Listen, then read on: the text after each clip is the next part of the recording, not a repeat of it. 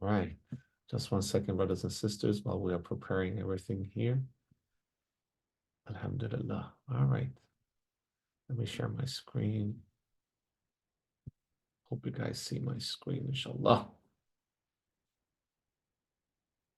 All right. A'udhu billahi minash shaitanir rajim. Bismillahir rahmanir rahim. Bismillah, alhamdulillah, wa salawat wa salam ala rasulullah wa alihi wa sahbihi wa min wala. Assalamu alaikum wa rahmatullahi wa barakatuh. Dear brothers and sisters, colleagues from all over the world, it's such an honor to have you all with us. Please forgive us for being a little bit late today. It's been some issues with sending out the registration link through email for all of those who registered for the session today. Also, we're trying to market the venue on all of our social media and WhatsApp groups as well. So our sincere apologies. It's an honor to have you all with us. Feel free to change your names in the Zoom chat and add the country of your origin or where you reside. It's always nice to see how diverse we are, both ethnically and nationality-wise as well. From the behalf of ISIP, the International Students of Islamic Psychology, I welcome you all, dear brothers and sisters, and I hope you will benefit from this lecture today, inshallah. As I'm sure you guys know, we do conduct international lectures twice a month on different topics that are related to Islamic psychology and Muslim mental health. We've been doing that for almost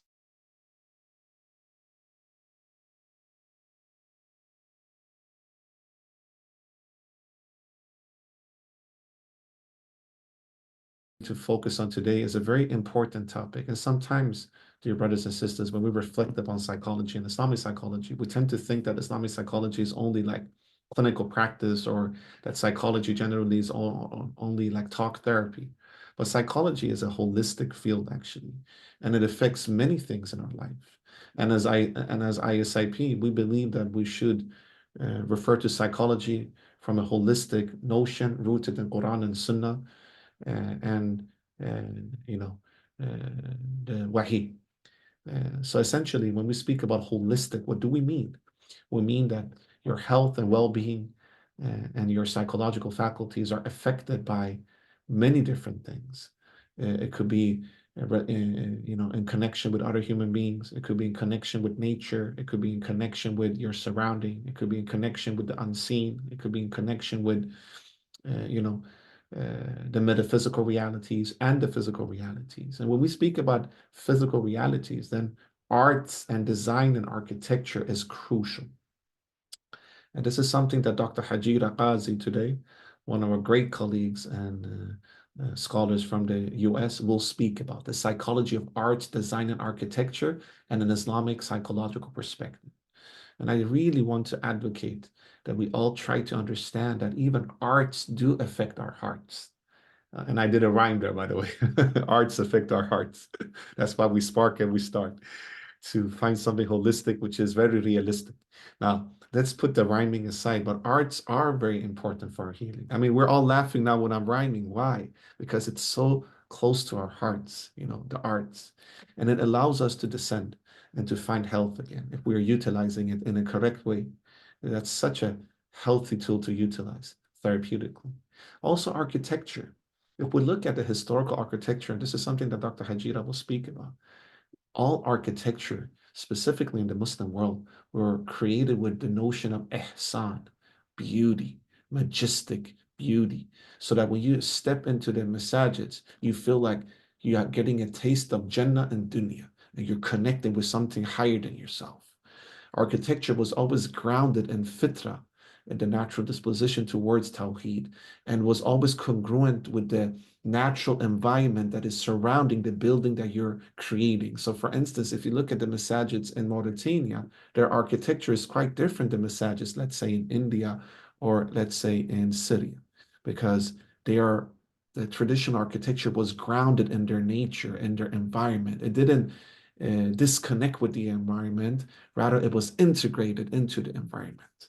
And this is really important, because if you compare with modern architecture, which today is very much imposing itself on nature. So you go to a place where there is, let's say, only desert and you see skyscrapers. I'm not saying that that should be bad, but it's not congruent with the nature there, right?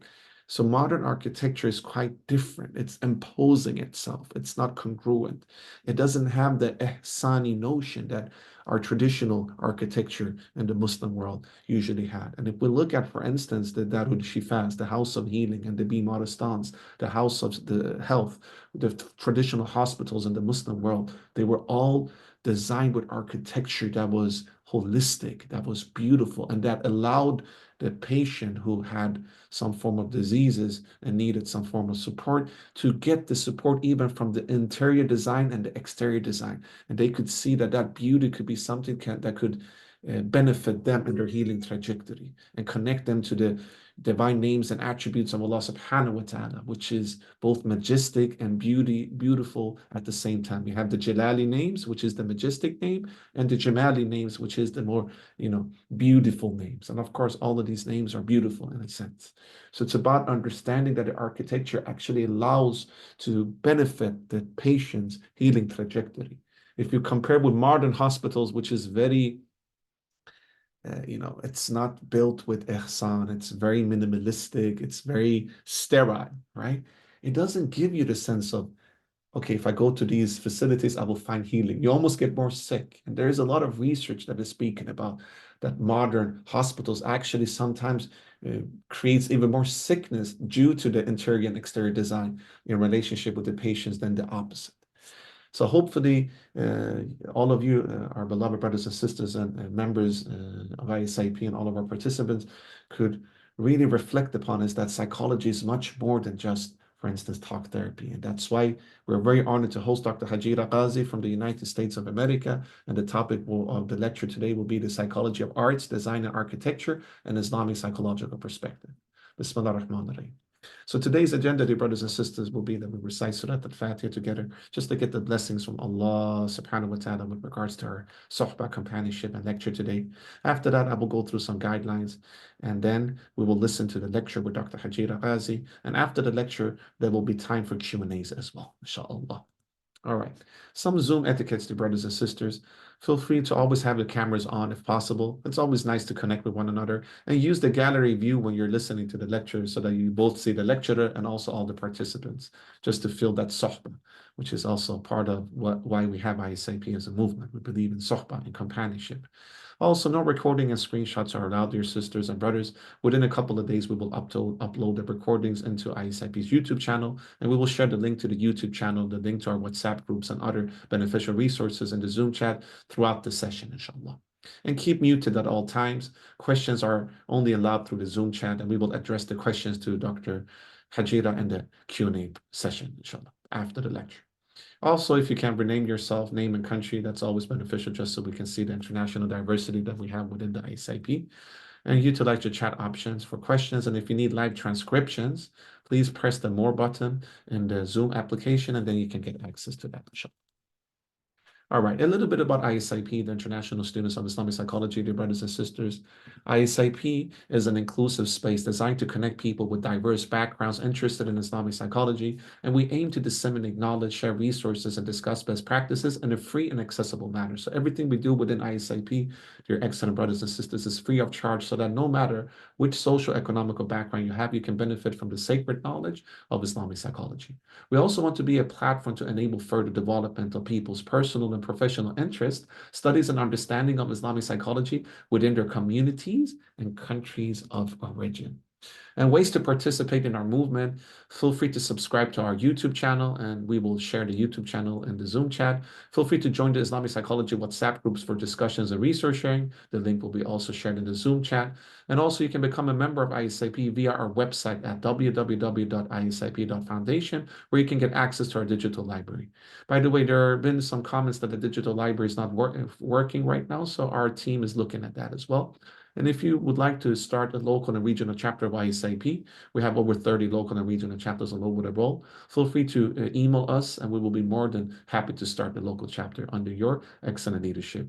You can reach us through email at contact@isip.foundation, and the email address will be shared in the Zoom chat as well.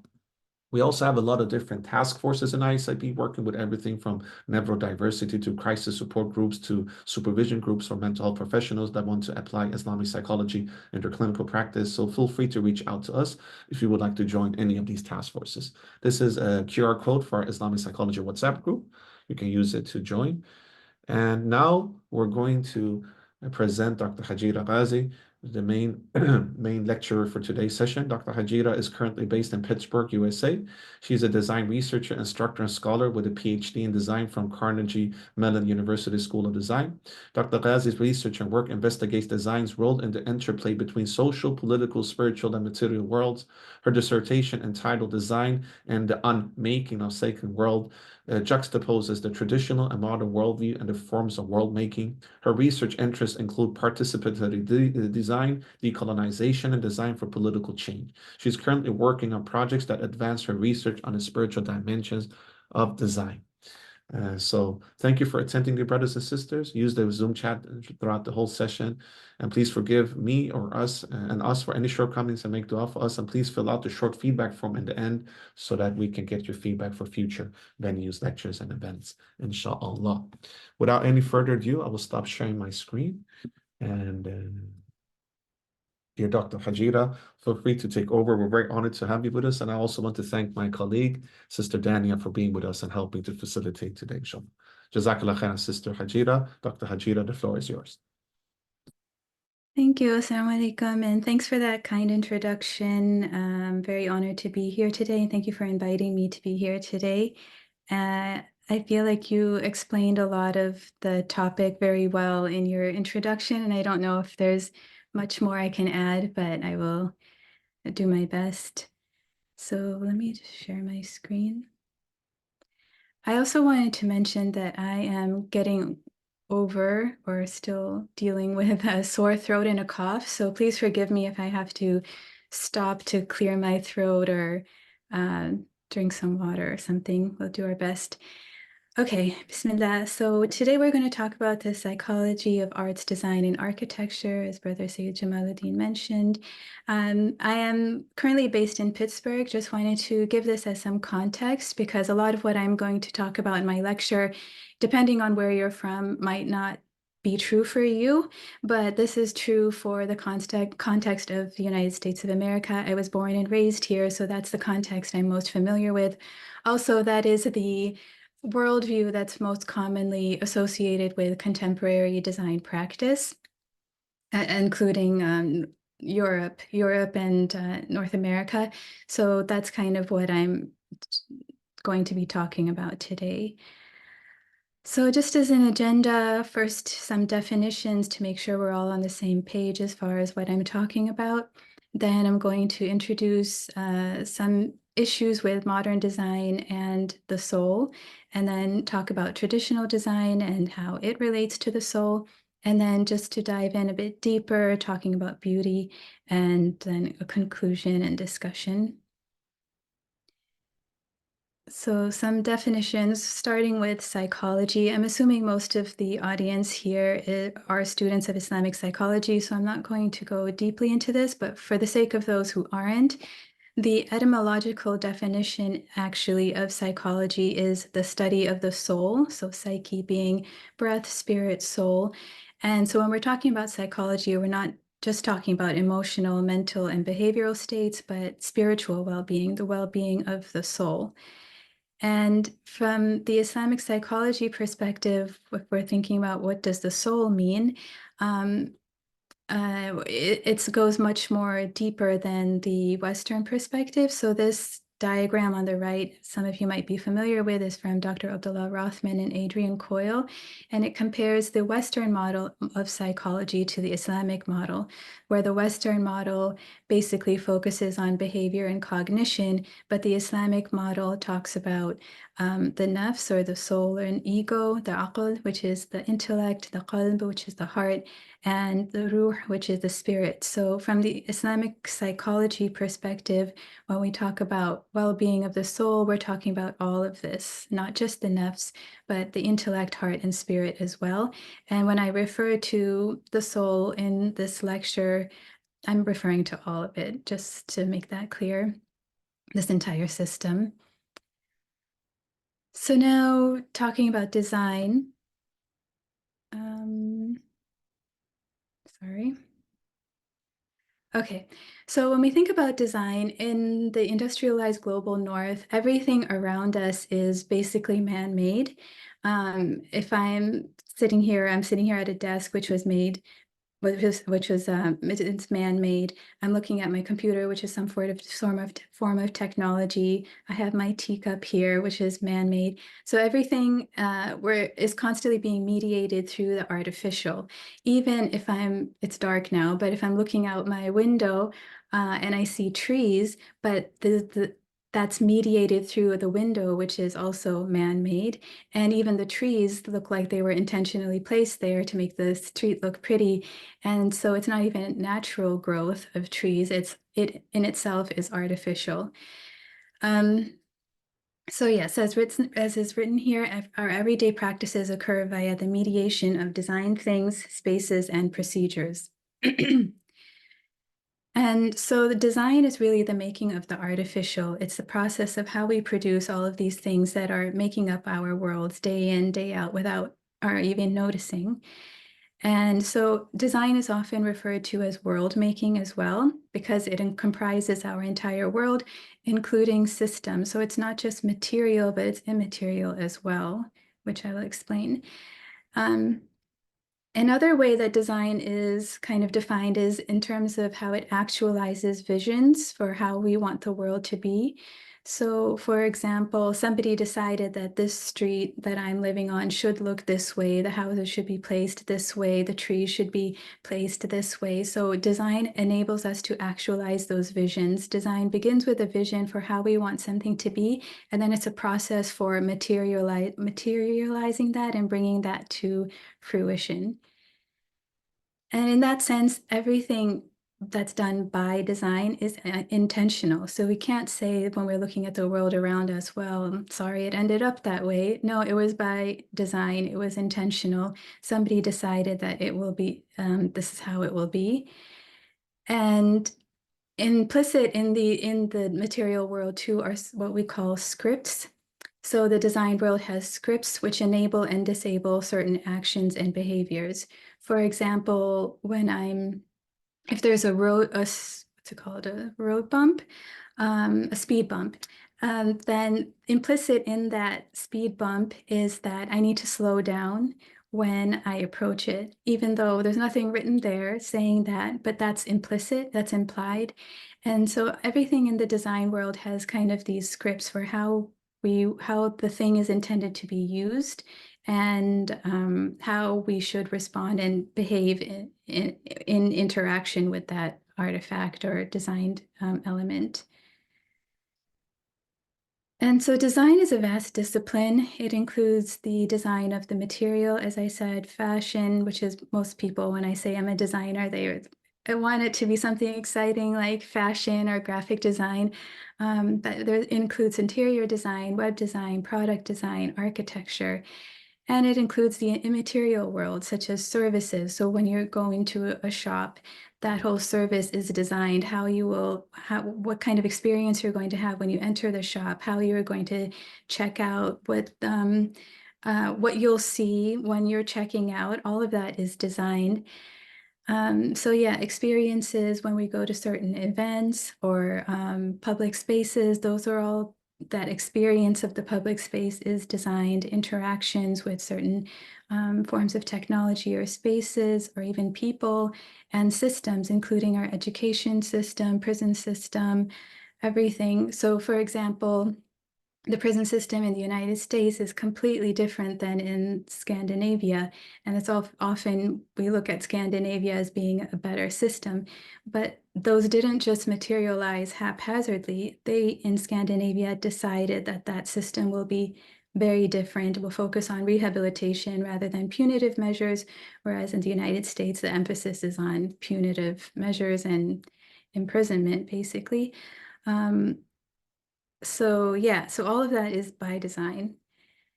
And design is also a social science, as perhaps you're gathering as I'm speaking. It requires a knowledge of human needs and behaviors. And in that sense, it is intimately tied in with psychology, but it's also an applied science. So I consider myself a design theorist. I like to think about and read about design, but actual design is applied. You have to go out and apply those design skills out there somewhere and produce the fashion, produce the graphics, produce the interactions, so that those visions, like I mentioned, become materialized. So hopefully you have an idea of what I'm speaking about when I'm talking about design, and now I want to talk about how it relates to the soul. And there's an important concept in design theory called ontological design.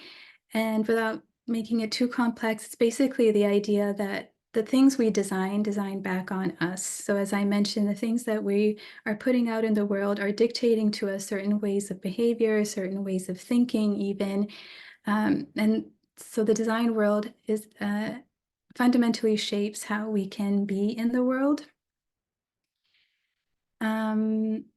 And also, it limits our agency in the sense that, for example, if I live in a city that has bike lanes everywhere, it facilitates my ability to bike to school, to work, whatever.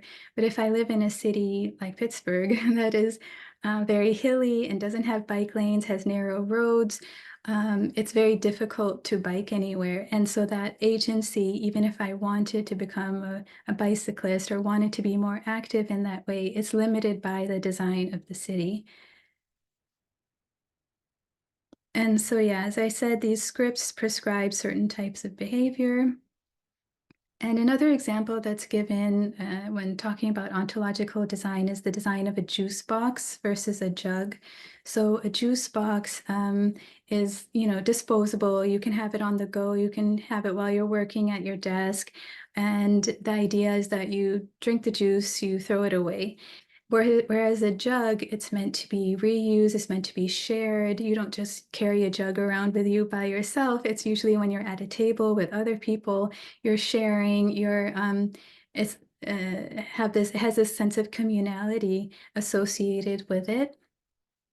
And so in that sense, these scripts that are in our design world, and the behaviors they enable, they shape our worldview. So somebody who's very used to just carrying juice boxes everywhere, they have an individualized kind of worldview, and they're focused on probably on the run a lot. They probably don't have time to sit down and have a proper meal. Whereas the jug, it creates a kind of behavior that shapes a worldview of communality, of sharing, of cooking together, of all of these other activities that are part of the ecology of a jug.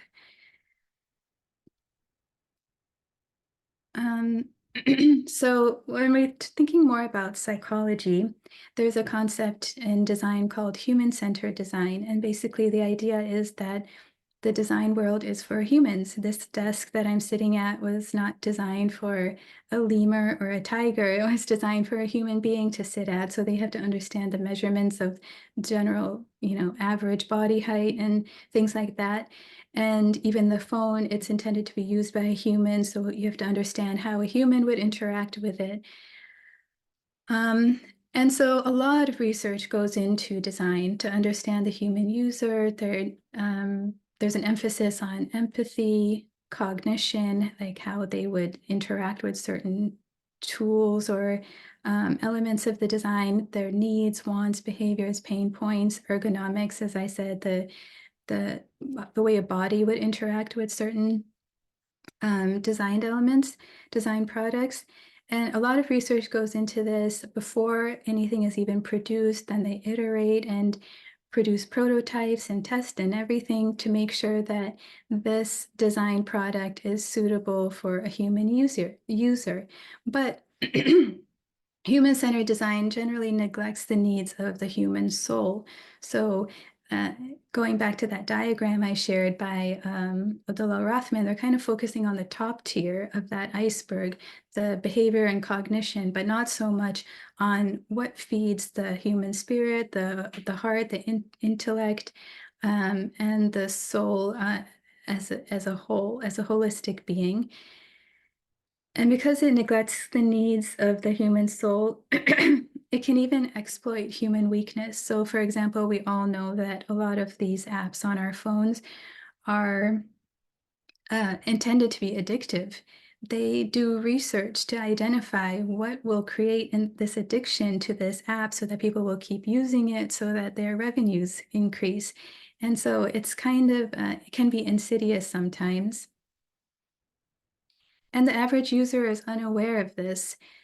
And I'm just going to go to the next slide and let you read the quote while I drink some water.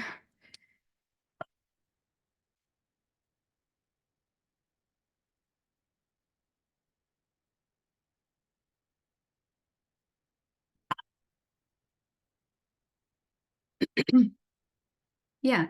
So basically, the idea is that design is ubiquitous. It surrounds us all the time, all day, but we don't even realize that it's shaping how it's even disturbing and exciting us. So again, playing with our psychology.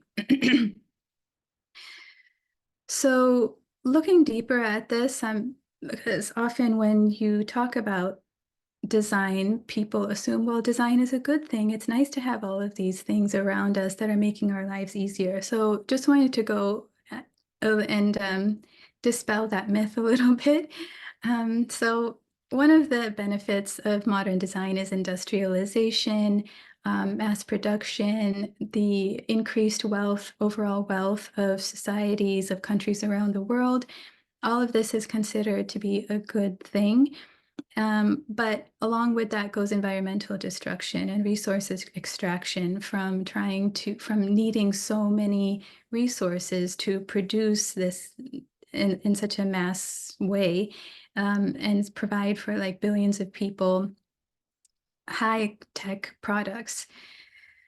In other manifestations, innovation and creativity, people say, well, this is great, all of these tech firms and so much innovation goes into design and producing all of these mass products. But alongside that goes consumerism, because, for example, the iPhone has a new iteration almost every year, and some people would think they have to have the latest one. So rather than sticking with a phone that works and is functional for multiple years, they're every single year discarding the old and buying the new. And that's just one example of many around us. So there are so many, even if you go into any shop, you'll see, you go to buy a pen and then you see that there are like hundreds of different kinds of pens. It's almost overwhelming how you choose which kind of pen. So innovation can lead to this overconsumption as well, which leads to environmental destruction. Another example is advanced technology such as AI, AR, VR. All of that is interlinked with design, and that's seen as a good thing, but it is also causing a corruption of the fitra. We are continuously being disconnected from the natural way of being, from the natural world. As I said, even the natural, what I would consider the natural world on this street is in a way fake. We're disconnected from the cycles of nature. We're disconnected from actual human interaction. Even this interaction here, when I think about it, I'm basically just staring at my laptop. It's a little weird. It's not a natural way of interacting with people. Of course, we accept that what design can facilitate, what technology enables, because I wouldn't be able to be with you otherwise, but it is a corruption of the natural order at the same time. And so we think, well, we have all these material comforts and ease. I have this comfy chair. I have all this, like I can just pick up my phone and talk to anybody at any time. And yes, design does enable that. It does provide material comforts and ease, but also if we look at this whole picture, it's causing spiritual neglect and suffocation because it's not actually feeding our deepest part of our soul, the spirit and the heart. It's just satisfying, and in that way feeding the desire for the material and the nafsi part of us. So this is a quote from Christopher Alexander. I really like this book, the series of books, actually, The Nature of Order, where he talks about the spiritual aspects of design. And he's an architect, and he writes that the stressed and hopeless people in the non-nurturing motel or in the empty shopping mall of more recent times, they're not suffering from a real problem, more from a lack of engagement, a loss of connection to the earth, to their fellow creatures, even to themselves. So this kind of corruption of the fitra, like I said, and this disconnect from the natural world has a deep psychological effect on us, on society at large. And just some examples here. So here is a Japanese arcade. It looks very comfortable. Those chairs look like you could sit there for hours and you wouldn't get tired. It looks like they designed it well for usability and studied, you know, how a gamer would interact with this. But what is the effect on the soul of staring at this for hours on end? And the fact that these two people are probably sitting side by side and never speaking to each other is also strange. And on the right is, I'm sure many are familiar with, the Great Pacific Garbage Patch is an actual thing. There's a big garbage patch in the middle of the Pacific Ocean, and this is the outcome of modern design. So now, moving on to traditional design and the soul, just to give a kind of juxtaposition of how contemporary design considers the soul or does not, fails to consider the soul or manipulates the soul versus traditional design and its relationship to our psychology. So many of us are familiar with this hadith, beware, in the body there is a piece of flesh. If it is sound, the whole body is sound. And if it is corrupt, the whole body is corrupt. And hearken, it is the heart. And what that tells us is that the heart is central to everything we do, not just in our spirituality, in our ibadah, in our interactions with people, but even in the way we design. The effect on the heart should be our main focus, and we should be cognizant of that, of the way that we design, how we design is affecting the heart of people. So in traditional design, there's a strong spiritual, psychological intention. And this is from Aristotle, where he says the general end of art, and we can say design, is the good of man. So their emphasis in traditional design was to have a positive effect on people and their body and their soul, not just in a functional sense. And traditionally, people recognize the spiritual effect of the material world.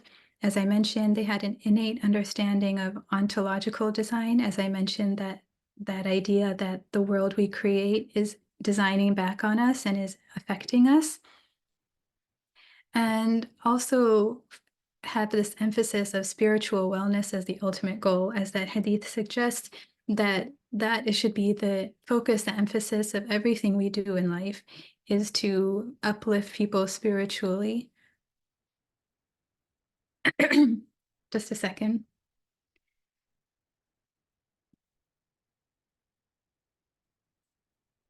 Sorry. So what does that look like to design for the soul, and how do you elevate the spirit by design? This is a quote from Oludumini Ogunaike. I highly recommend this paper published in Renovacio, The Silent Theology of Islamic Art. It's very beautifully written. But he writes that just as our bodies, in a sense, become what we eat, our souls become what we look at, listen to, read, and think about. So the material world needs to then enable a kind of recognition of our spirits. We need to be reminded that we are bodies with spirits, not as the modern world suggests, we're just bodies that need to be fed and clothed and whatever else, and our material needs need to be satisfied, and there's nothing beyond that. But the spiritual, in the terms of spiritual world making, you are connecting people with their spirit constantly so that they're ever cognizant of that reality. So they have the sense of an ambiance, a general ambiance of that support the spirit. And I'm going to give some examples here. And again, for the quotes, I might just let you read them on your own because my throat is starting to fail me. But yeah, so I'm going to give some examples and quotes that support those examples. So one is a madrasa, which are traditional Islamic schools. This is again from Dr. Ogunaike.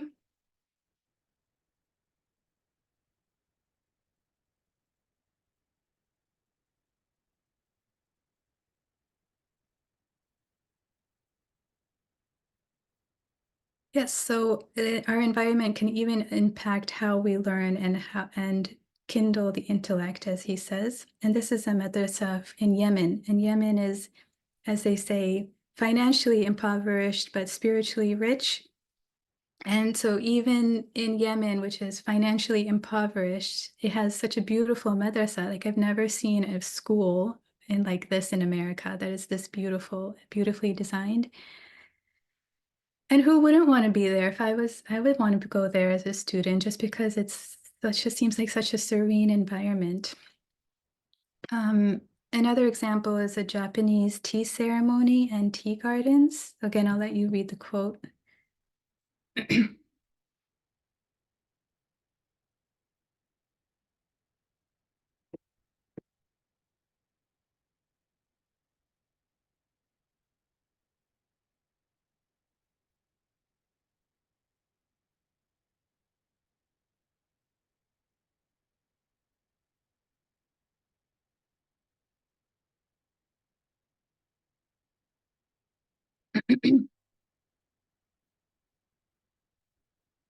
This quote is from Suetsu Yanagi. He's a Japanese potter.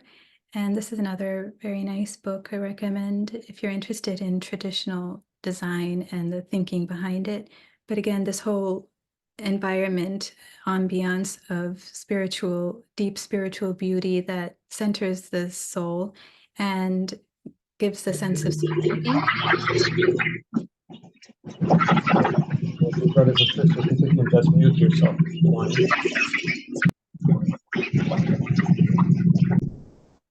All right. Please go ahead, Dr. Hajira. Okay, no problem. And this is a picture of a traditional Japanese tea house, and the ceremony is ongoing here. And it's surrounded by gardens too. So another example is Islamic gardens. This is from Monty Don, who is a famous British gardener.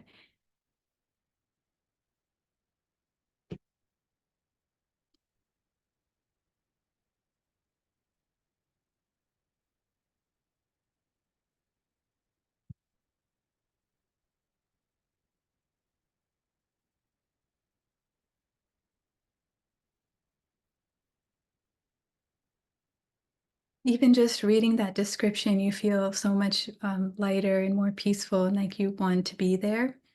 It's a really beautiful description.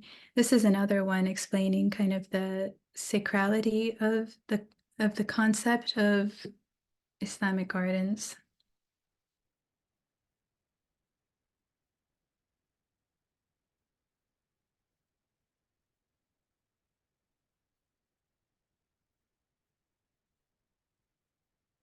And Dr. Hajira, if you want, I can read it for you as well. Just you can Oh, utilize me. okay. No problem. Okay, thanks. That would be nice. So the Islamic garden can be seen as a kind of open air sacred art, the kind of form and symbolic language all combining to remind the visitor of the eternal invisible realities that lie beneath outward appearances. Like all sacred arts, the garden provides a sanctuary as well as solace for the tired and troubled soul, putting worldly cares into perspective. Thank you so much. So you see here that this paragraph is talking about the spiritual dimensions of the material, the Islamic garden, and the second paragraph is explaining how that affects us psychologically. So the two are linked. In fact, the three, the material, the spiritual, and the psychological. And this is a picture from Alhambra in Spain. And another example is traditional homes, if you don't mind reading it. Yes, of course. So from this private world, the town and its agitation are entirely shut out. And 5 times a day, the call of the muezzin resounds through the air. On the one hand, the house is closed in on itself. On the other, it is ever open to the infinite. Yeah, so even in traditional homes, there was a connection to the divine constantly every single day. This is describing the courtyard of traditional Moroccan homes. And this is from T.S. Burkhardt, who wrote this book on Fez. And this is an example of the courtyard. And nature too, and since it's an interior garden, there's a lot of metaphors in this, which I'm not going to spend too much time on, but even the fact that they have a garden inside the courtyard is a reminder, a connection to the natural world, and a reminder of the paradisal gardens. And then another example is places of worship.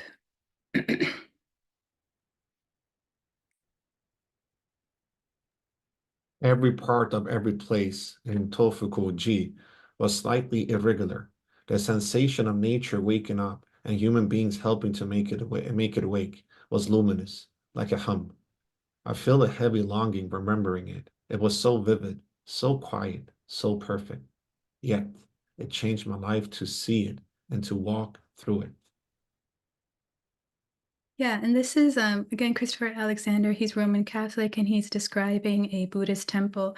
And I think many of us are familiar with this idea that even if you're not of that religious background, when you go and visit these houses of worship, you're immediately moved by it. I know people who have converted to Islam just by seeing the blue mosque in Istanbul.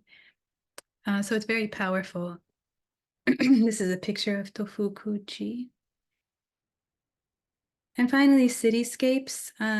Just to give an example of kind of what, this is an example of what Brother Jamaluddin was saying in his introduction about this harmony. He used a different word that I can't remember, but there's a general harmony that exists in traditional design. It looks as if the city just rose up from the landscape itself, which, imparts a sense of serenity too. And again, a connection with nature because they're using the natural materials right here to build their own city. They're not importing it from somewhere else.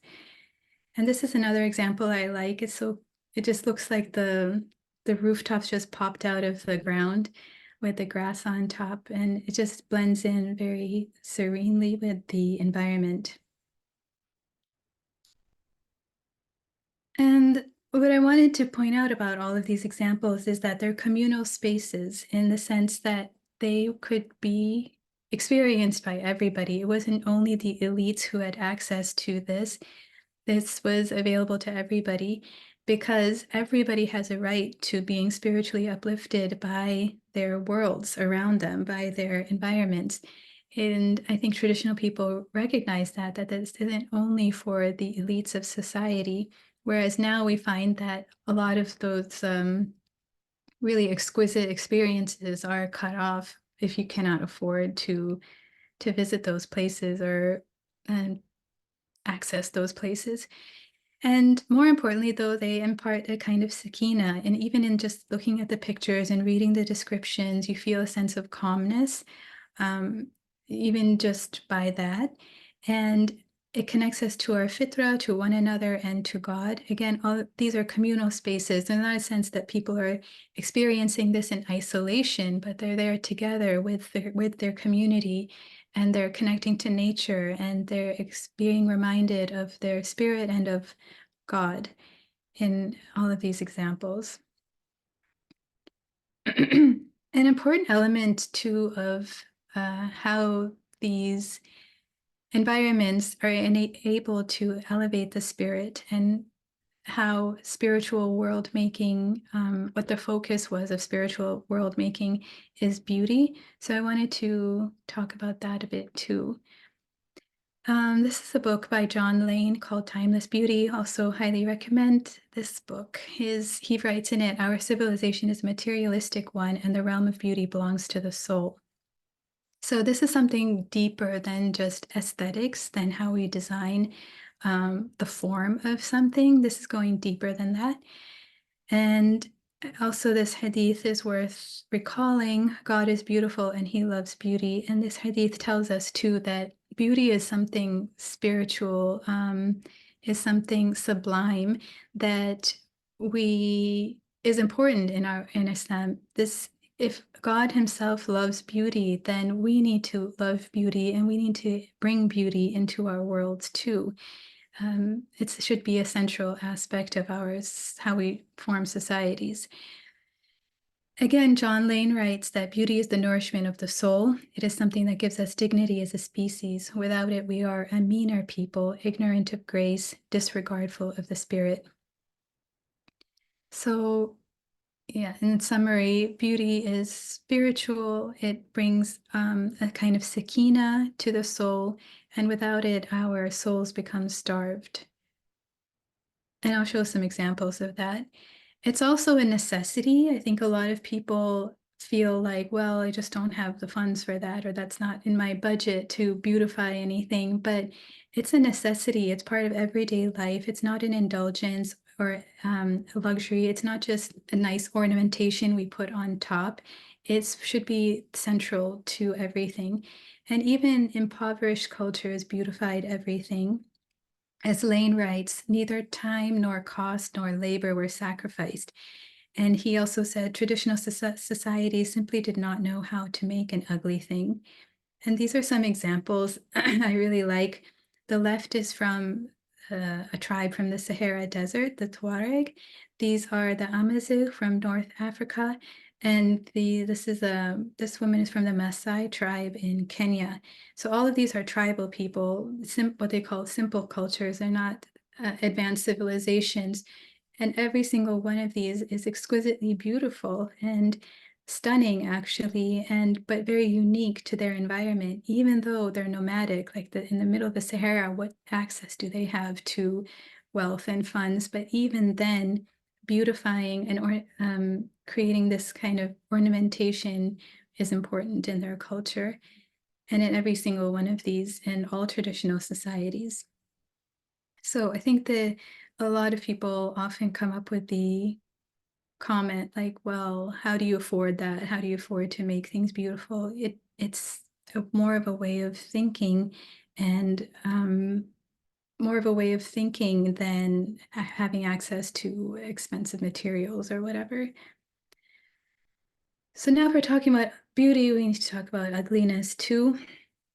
And Ananda Coomaraswamy he's very interesting too. He's a traditionalist, and he writes, all possessions not at the same time beautiful and useful are an affront to human dignity. Ours is perhaps the first society to find it natural that some things should be beautiful and others useful. And so he's referring to this dichotomy between what is functional, and then what is beautiful or just ornamentation, or I'm just going to put this vase here as decoration. In traditional societies, they didn't have that concept. The vase was beautiful. It was worthy of being a piece of art, but it was also functional. It was used. These are some examples that I like. So the left is a Quran holder that's very intricately carved, very beautiful, even though its function is basically just to hold up the Quran while you're reading it. But the time that was taken to create it tells you something. This is a whisk that's used to make matcha tea. This is a door in Yemen, again, financially impoverished, but still they taking the time to beautify their environment. And this is the inside of a door. I'm not really sure where this is from, but even the inside of a door, which hardly anybody sees or pays attention to, is beautiful. Every time I look at this picture, I'm struck by how beautiful it is. And again, Christopher Alexander, the architect, he writes that the mechanistic rationalist or modern world picture, worldview affects our actions. It affects our morals. It affects our sense of beauty. It controls the way we think and has made the making of beautiful buildings all but impossible.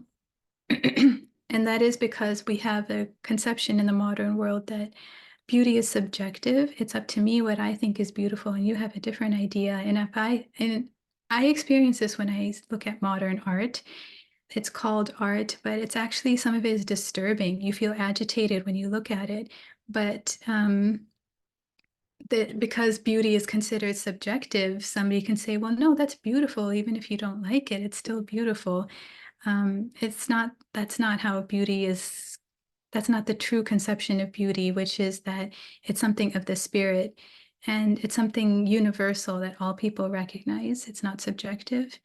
Here are some examples of ugliness in the modern world. This is in China. The underpass has all of these spikes because in order to prevent people who are homeless or unhoused, however you frame it, from sleeping under here. And first of all, the intention is ugly, that you don't want people who are already vulnerable to find any rest. But then the materialization of that is ugly too. Like you have to pass by these spikes every day. It's reminiscent of a dungeon or something dark and disturbing, but it's part of the public space here. And this is actually from my university. This is a brutalist building that's called, some people call it Turtle Head because this looks like the head of a turtle. And somebody even spray painted on top, Sorry World. And the inside is even uglier than the outside.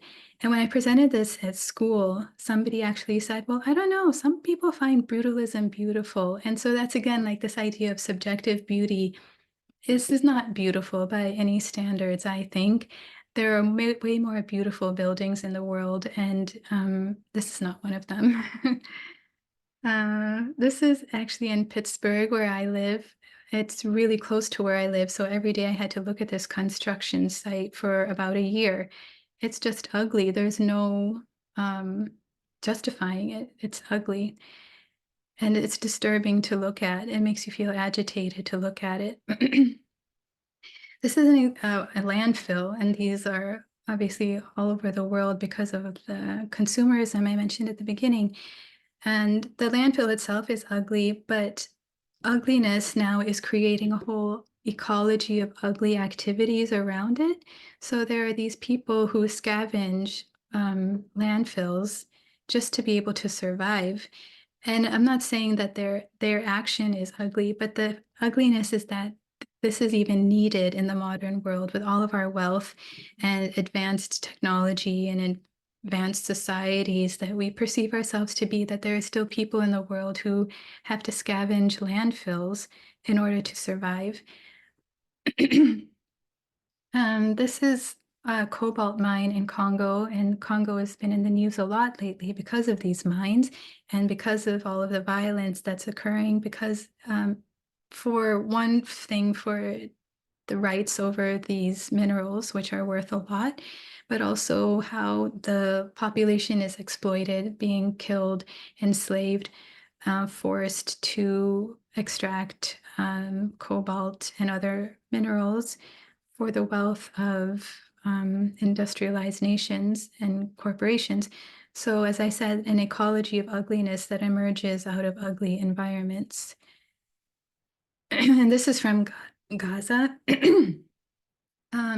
And here we can think about ugliness as psychological warfare, in the sense that the Israeli military destroyed everything that is beautiful in Gaza. It was once a beautiful city, but just the fact that now Gazans will have to look at this for the next 20 years or however long it takes to develop again is a kind of psychological warfare to deny people of beauty and to enforce ugliness on over 2 million people is criminal.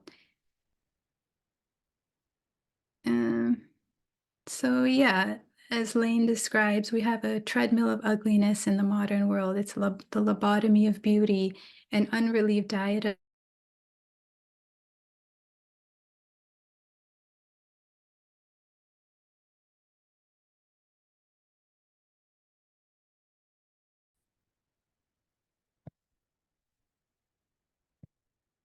Hear me now?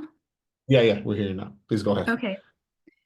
Okay. Oh, my internet connection, I think, is Okay. Anyways, so he writes, it is my belief that just as we are ignoring the damage being inflicted upon the earth, so we are ignoring the inherent psychological dangers of a no less dangerous ignorance, ugliness. Yeah, and so this idea of subjective beauty, allowing all of this ugliness into our world because it serves some function like mining or removing homeless people from the street or whatever it might be, it's having a psychological impact on us. And even similar to those pictures that I showed before, I wanted to go back. The pictures that I showed before, that you feel serene looking at them, similar to these, you feel agitated looking at them. They're sad and depressing and dark even. And that's even just our few seconds of experiencing it. For those who have to live it every day, it's even more a kind of violence. And yeah, I like this tweet. It says, as the earth grows more ill, so deteriorates our mental and physical health because we are one and the same. This idea of the microcosm and the macrocosm, that's what's happening in the outside world, is affecting us internally too. And we can't pretend that it's just out there somewhere. It's not affecting us. It does affect us, and it's all connected. So yeah, the spiritual effect of ugliness, it depletes the soul, it creates a psychic sickness, it enables an ecology of ugliness, and it veils us from the divine, as this quote says. Do you mind reading this, please? Yes, of course, sister. So false beauty, like ugliness, is fleeting, discordant, and unbalanced, reflecting the chaos and multiplicity of the lower world and the lower levels of the human psyche, which leads to imbalance, dispersion, and heedlessness, hafla. It brings out the opaque aspect of creation that hides or veils the divine. Thanks. And this idea of false beauty is what I was referring to before, that there's a kind of subjective beauty, and even things that are disturbing can be beautiful to others. That's what he was referring to here. It's actually a reflection of the imbalance in our world. And I really like this quote too by Sayed Hussein Nasser. He's a great scholar. He's written, I don't even know how many books. But he always makes me think whenever I read his books. So if you don't mind reading this. Of course, of course. So a traditional Muslim would see in the bleakness and ugliness of modern industrial society and the ambience, and it creates an outward reflection of the darkness within the souls of men who have created this order and who live in it. I think this quote seems harsh on the surface, but it's very powerful, that the ugliness we're seeing in the world is a reflection of the ugliness inside, and that ugliness and kind of evil is being projected outward, especially if you look at the cobalt mines, the destruction in Gaza. It's a manifestation of evil and of ugliness in one's own soul. So in conclusion, just wanted to highlight that design matters. It's not just superficial. It's not something we do to make pretty. It affects people deeply. It affects how we live. It affects who we can be. Um, yeah, it's not just aesthetics. It shapes our entire existence. The worlds we make influence our souls. And Yanagi, the Japanese theorist, he writes, to flood society with poorly designed works is a sin, meaning to put things out into the world that either don't function well or aren't beautiful or affect us negatively, he calls it a sin. And design can elevate or depress our spiritual state, as you maybe experienced in just the pictures I saw. They can either make you feel light and connected to the divine, or they can make you feel dark and depressed and feel like a disconnect.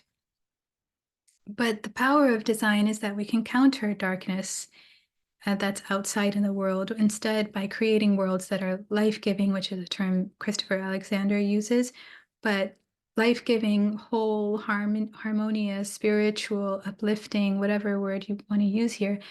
That's the power of design, is that we can counter the darkness in the world just by designing things better, designing things with more with a recognition that we're affecting hearts. And finally, design has always been important in Islamic worlds. This is not something new. It's actually something we've abandoned, and to our detriment. A lot of the examples I gave were from the traditional Muslim world, and they always emphasize design regardless of their financial wealth or influence. And this is my favorite quote. I pretty much present it in every single presentation I've ever done because I think it really highlights the power and influence of design. And so this is from Clive Dilnot, who's a design theorist. And he says, first, we make things not only in order to make things as such, but to make a world that is a particular kind of world in which we can be particular kinds of human beings. For how we can be as human beings is dependent in large part on the kinds of human worlds we can make. And this is the key part of it. How we can be as human beings is dependent on the kinds of human worlds we can make. And I hope I made that case in this presentation and that this holds true. So that's it. Thank you. Barakallahu fiki, jazakallah khairan, dear Dr. Hajira, for this amazing presentation. I would like us to give you a round of digital. I know it's not real, it's digital, but still, hopefully, it's not as beautiful to do real applause, but at least we try to convey the appreciation by digital and real applause. So if you want to applaud or give digital applause, brothers and sisters, for this excellent lecture, please do that. And you can also share hearts, by the way. That's also wonderful. Let me just 1 second. All right. Okay. Let me just also add a pin to. All right. Perfect. Barakallahu fiki, jazakallah khairan, dear Dr. Hajira. It was a really enlightening lecture with a lot of insights that I think, I speak for the behalf of all of our excellent participants and brothers and sisters and myself, was very beneficial in all honesty. And we tend to sometimes, as I also said in the introduction, think about psychology in a subconsciously in a Western secular way, where we like, what has architecture to do with that? But honestly, it has. And I actually have an anecdote that I wanted to share with you and also with all of our colleagues and brothers and sisters in the session. So I'm a clinical, I'm a counselor, and I have clients, and I have a space where I give counseling here in my city. And I do work with online counseling as well, but I do have a space for my clients here where I live. And I allowed a colleague of mine who is an interior designer to design my space. And we've added some carpets, and we added nice like calligraphy. And I also added the elements of flowing water. So I bought like a miniature water fountain and I added it there. And every time I have a client, I just put it on so that you can hear the sound of the water pouring down. And then I also, if my clients are not allergic, I add some bukhur when we have sessions. And subhanAllah, there was a young brother who came to my practice, who actually said to me, I never felt this peaceful before. Like honestly was in awe when he sat in the chair, having, therapy and counseling with me. He felt such a peace. So the whole session was all about him, looking at the room, asking questions about the different motives in the room, and essentially giving him a calm and peace in his soul and in his mind. And he told me something that still today strikes me. He said to me, brother, I never had an own room in my life, and I always share my room with like 10 other people. And because of the economical situation that my parents have, we don't have money to have this type of design and things, right? So it's an economical thing in many ways, which is totally understandable. And I just never felt that peace in my home. And in school, I just feel like we're putting in put in almost a mental health, and I mean mental health not in the traditional Maristani way, but rather in the Western asylum way, mental health space where where we all mental health patients, and there is no ihsan in the environment. Now he didn't use these words. This is how I recollect and summarize. And essentially, I asked my colleague to give me like a very you know give me like almost like a brief like template of how you can design your room in an affordable way, like almost free of charge and free of cost. And I gave him this list, and I even went to him to like secondhand stores, and we bought some things for his room. And he came back and he was feeling so much better after a while. So it gave me a lot of insights in the importance of designing even our clinical spaces as counselors so that we have that interior design aspect with us and utilize it for the benefit of our clients' healing trajectories. I just wanted to share that anecdote with you, Dr. Hajira, and all of our brothers and sisters, because it was profound when I saw it, and the change that the interior design had in his interior design in itself, like his inner world and his inner world in the sense of healing, growth, and also making meaning of the inner and the outer. So, brothers and sisters, I'm allowing you guys now to, through my anecdote as well, ask whatever questions you want to Dr. Hajira and the amazing lecture she has done. And also share your own personal anecdote. How has design, how has architecture shaped your, worldview, your well-being, both on the positive or even negative side, and you feel free to share because this is a safe space for all of us to learn and grow from our own personal experiences.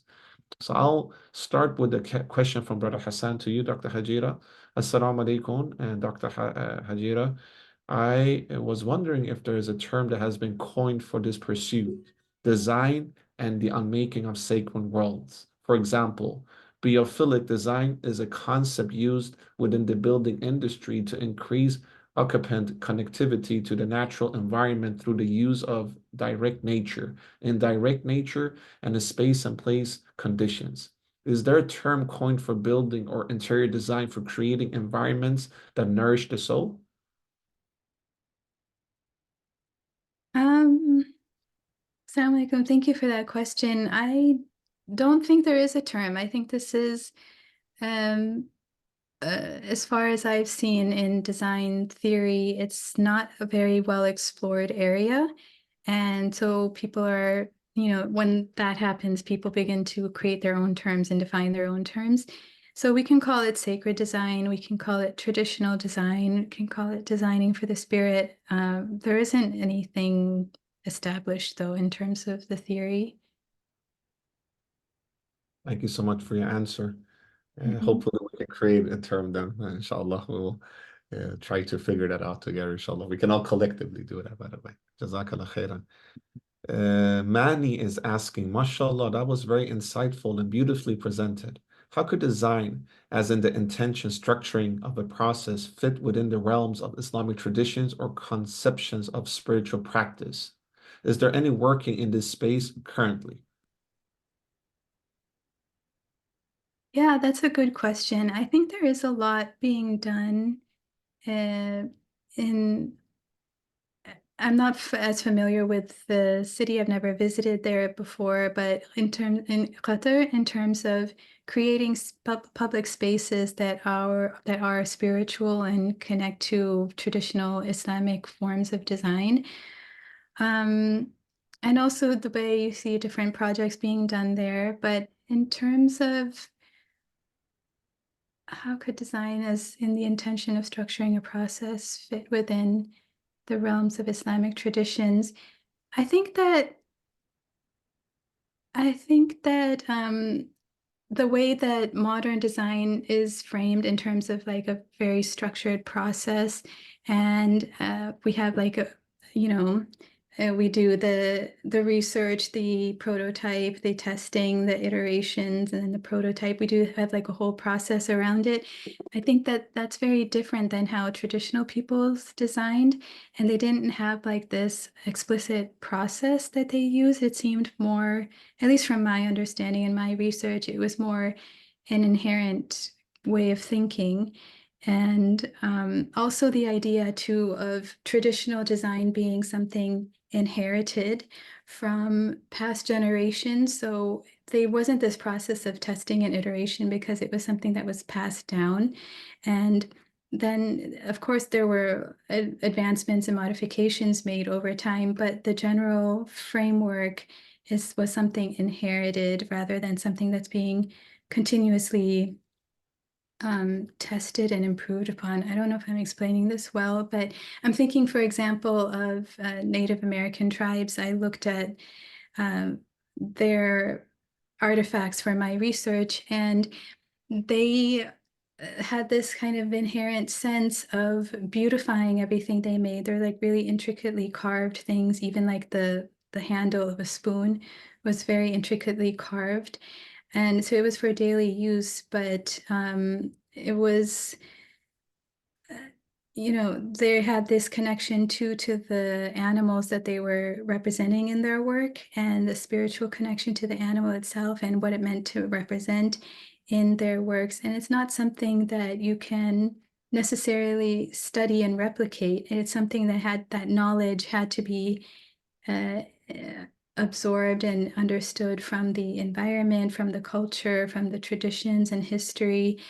And this book that I was looking at actually addressed that point, because they were saying it was contemporary Native American artists looking at traditional works. So traditional works that are now in museums or something, but they were reflecting on it.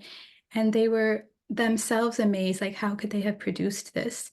And where did that knowledge come from? And they were reflecting on the fact that that knowledge had been lost. So I'm not sure if I'm answering your question, but but I just think that the framing of how traditional design was done versus how it's done in the modern sense is very different. And if your question is in terms of how do we reconcile those two, I think that's an interesting space to research and to explore. How do we take into account the fact that that knowledge is lost, but how do we still design with that same kind of mindset in order to create beautiful spaces and beautiful work? MashaAllah. Thank you for a very elaborative answer, Dr. Hajira. I think that I just came from Qatar, by the way, and you're right. They have a lot of projects when it comes to both interactive design and also designing the city according to the Sunnah and according to Wahi. So, for instance, we were at a botanic garden of that the whole garden was developed by referring to the flowers and the trees that is mentioned in the Holy Quran. It was amazing. It was almost like embodying the Quran, walking in the path of the Quran in a botanic garden. And Qatar has put a lot of efforts in it. It's beautiful. The projects they're doing there are very, very holistic, and I was really impressed, by the way.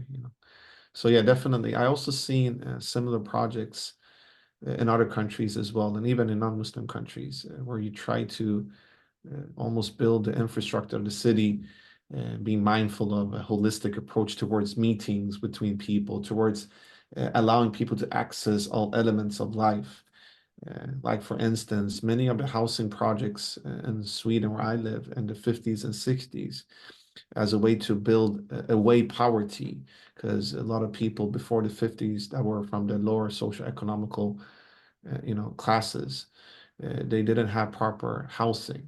So during the 50s and 60s, the government did something called the Million Project, which essentially was to build millions of houses, affordable houses for the people, the working class and lower classes of the society. But it was not just to build houses.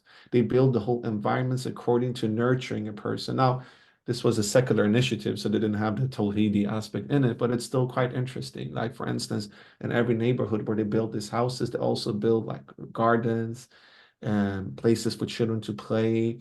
And they almost build the housing in relationship to allowing people to engage with one another, to have a companionship with one another, to have connection with nature and with trees and with outdoor resources, because a lot of people from the lower socio-economical background do not have the benefit of traveling all over the world, or even to go out to the outbacks of the countryside, because it costs, right? So they had, so please mute yourself. Thank you.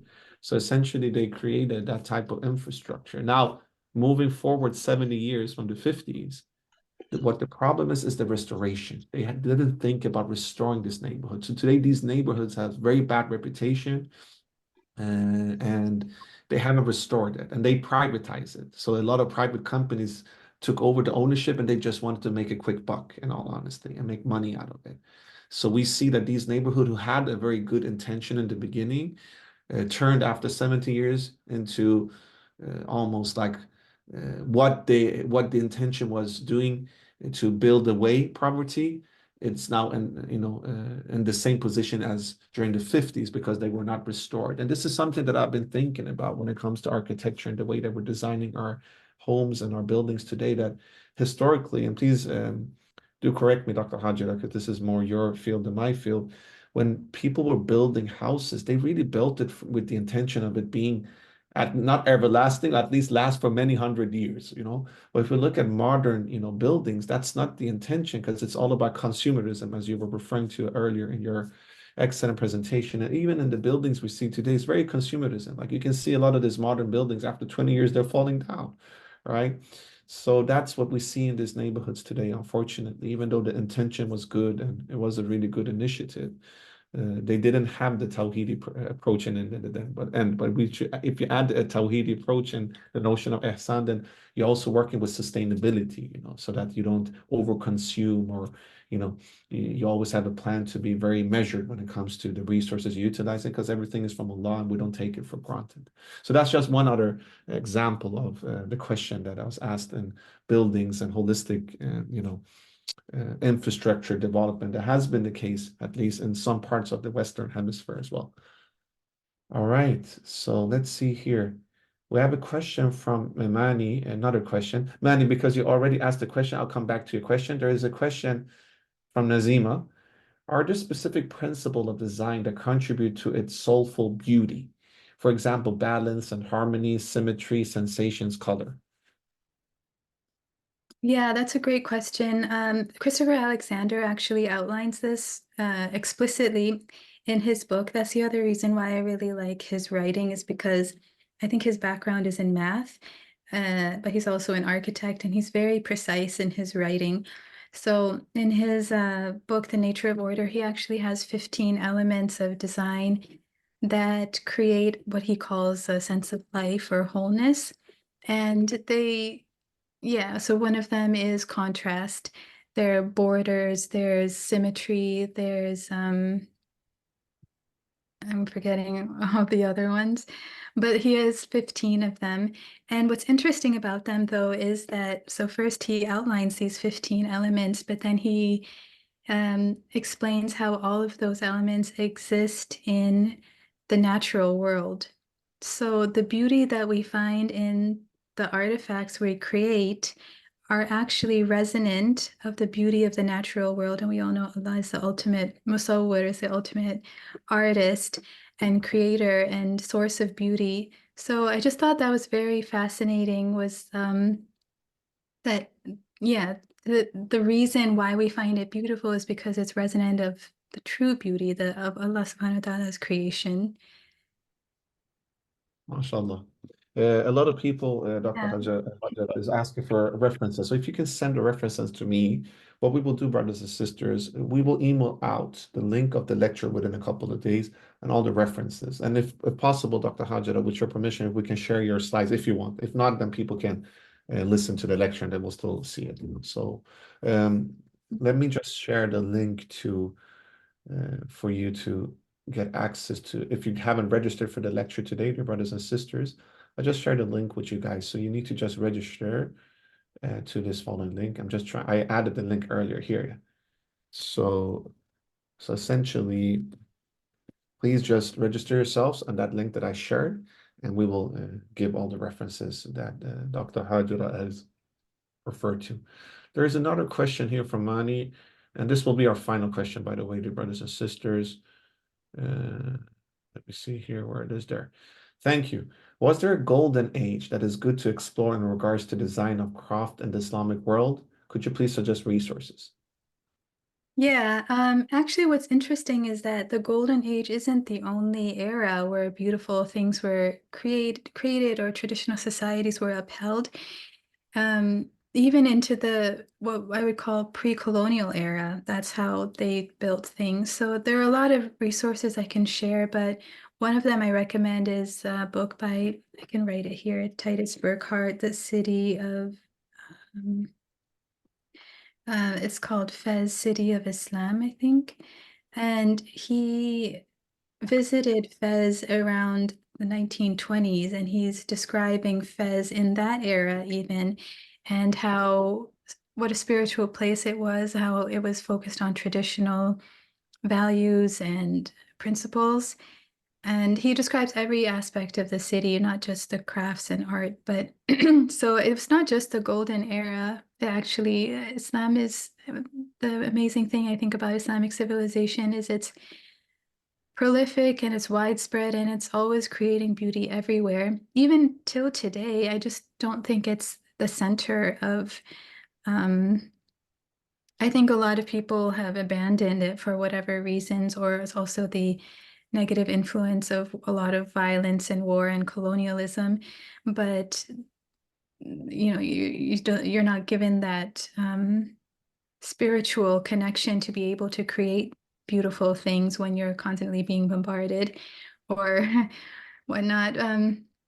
So I think that it's not just the golden era. I think the beauty of Islam is always there, and we just need to create more of it. Barakallahu feeki, jazakallah khairan, Dr. Hajira, for your excellent answers. And thank you for this amazing presentation. It's been such an honor and joy to listen to you and to learn from your vast amount of knowledge and experience. And from the behalf of ISIP, I want to thank you for joining us today. It's very early for you in Pittsburgh, by the way, so thank you for giving out of your morning time, and please forgive us for waking you up at such an early time. We're an international movement with members in Australia to Malaysia, so it's always difficult to find the timing that is suitable for everyone, but we really appreciate that you gave out of your precious time. And we hope to collaborate with you. I mean, you and I have had several meetings about the collaboration. So this is not the end of this approach towards Islamic psychology. This is rather the beginning. And we would love to do more lectures with you, but also projects, in all honesty. And I will recommend all of you, brothers and sisters, who are interested in this specific theme that Dr. Hajira has reflected upon, to join one of our initiatives that we're doing under the ISIP's research center, which is called the Al-Balkhi Institute. We're establishing something called the Islamic Psychology Research Network together with the Maqasid Institute. And our whole notion is to do more research in Islamic psychology using the Maqasid methodology, essentially using Quran and Sunnah to root ourselves in our research. And I will love, if you guys are interested, to do more research in this intersection that Dr. Hajira has presented to us today, because it's really beneficial. It's very much needed. And it's also an answer to all the diseases of modernity that is affecting our hearts, that we also need to look at the zahir from the aspect of architecture and how that can be connected to the batin and to our inner meaning making, and of course our health procedures. So if you're interested, then please contact us and let's stay in touch for future partnerships and collaborations. And yes, if you guys want to reach out to Dr. Hajira, she just added her email there, and we will share her details as well through the email, inshallah. All right, any final remarks from you, Dr. Hajira, before we end? No, just thank you so much for the invitation, for inviting me to be here. It was really nice. Even though it was early, it was nice. Nice to be with you all. Thank you Thank so you so much much. for your May Allah kind subhanahu wa ta'ala responses give and you back, inshallah. questions. Sorry, what did, Um, oh, sorry, I interrupted you. Please go ahead. I just said thank you for your kind comments and questions in the chat. Much appreciated. Thank you for being with us, and may Allah subhanahu wa ta'ala give you shifa and speedy recovery. And thank you for, even though you've been feeling a little bit sick, that you're still with us. We really appreciate it. So brothers and sisters, please register yourself if you haven't for the lecture. We will share the slides and also Dr.